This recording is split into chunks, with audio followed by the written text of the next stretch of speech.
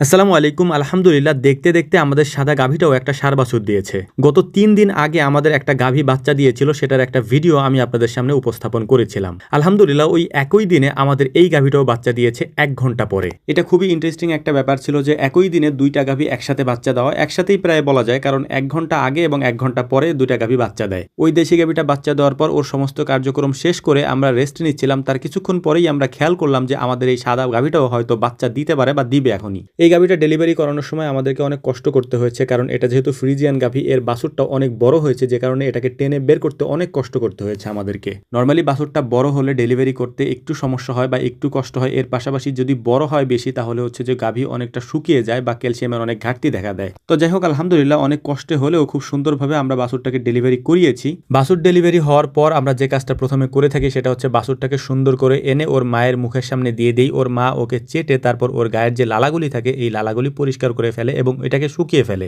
বাছুরটাকে ওর মায়ের সামনে দেওয়ার পর ওর মা ওই কাজটাই করতেছিল। পাশে যে গাভীটা আছে এই গাভীটা মূলত হচ্ছে ওর নানি, অর্থাৎ এই যে গাভীটা বাচ্চা দিল এই গাভীটার মা হচ্ছে ওই সাদা গাভীটা। বাচ্চা ডেলিভারি হওয়ার 30 মিনিটের মধ্যে আমরা শাল দুধটা যেহেতু খাওয়াই, এই কারণেই মূলত আমরা শাল দুধটাকে টেনে নিচ্ছিলাম এবং এই দুধগুলোকে আমরা একটা বোতলের মধ্যে ভরে তারপর আগে খাইয়ে নিই, কারণ বাছুর অত তাড়াতাড়ি উঠতে পারে না বা দাঁড়াতে পারে না। এজন্য দুধ আমরা বোতলে ভরে একটা নিপিল দিয়ে তারপর এই বাছুরগুলোকে আমরা খাইয়ে দিই। এটা আমরা অনেক আগে থেকেই করে থাকি। আমরা জানি যে আধা ঘন্টার মধ্যে যদি এই শাল দুধটা খাওয়ানো হয় তাহলে ওদের রোগ প্রতিরোধ ক্ষমতা অনেক বেশি বেড়ে যায়। এই কারণে আমরা এই কাজটা সবসময় করে থাকি। এখান থেকে শাল দুধটা মোটামুটি পর্যাপ্ত পরিমাণে খাওয়ানোর পর এটাকে আমরা বাহিরে নিয়ে যাই, অর্থাৎ বাছুরটাকে আমরা কোলে করে বাহিরে নিয়ে যাই। বাহিরে নিয়ে যাওয়ার কারণ হচ্ছে ফ্লোরের উপরে, মানে খামারের ভেতর যে ফ্লোর আছে এই ফ্লোরের উপরে বাছুর দাঁড়াতে পারে না, কারণ ওদের খুর ওই সময় অনেক নরম থাকে। ওই নরম খুর দিয়ে ওরা দাঁড়াতে পারে না, পিচ্ছিল অবস্থায় ওরা পড়ে যেতে পারে এবং পড়ে গেলে অনেক সময় আঘাত লাগতে পারে। যে কারণে আমরা বাহিরে নিয়ে আসি এবং নরম জায়গায়, তারপর হচ্ছে যে ম্যাট দেওয়া থাকে, শুকনা ম্যাট, এই শুকনা ম্যাটের উপর ওদেরকে দাঁড়াতে দেই অথবা বালুর উপরে দাঁড়াতে দেই, যাতে করে ওরা খুব দ্রুত দাঁড়াইতে পারে এবং দাঁড়াতে পারলেই হচ্ছে ওরা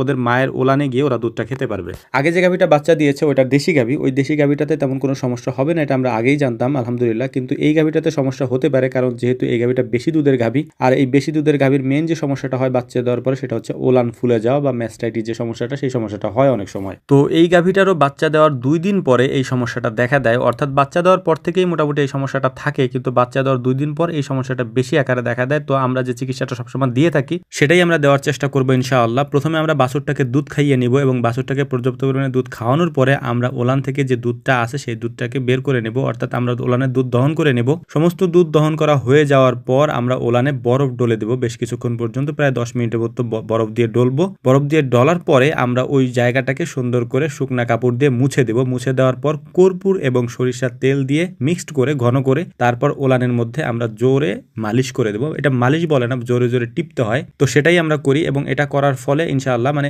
যদি দিনে 3-4 বার বা 4-5 বার করা যায় এই একই পদ্ধতিতে, তাহলে ইনশাআল্লাহ 1 দিনের মধ্যে বা 2 দিনের মধ্যে এটা ঠিক হয়ে যায়। তো আমরা সেটাই করার চেষ্টা করি। আর আমাদের গাভীগুলি আমরা ম্যাস্টাইটিস হলে বা ওলান ফোলা রোগটা হলে আমরা এভাবেই ঠিক করার চেষ্টা করি এবং ইনশাআল্লাহ এভাবে ঠিক হয়েও যায়। তো যাই হোক, আমাদের জন্য দোয়া করবেন। আসসালামু আলাইকুম রহমতুল্লাহ।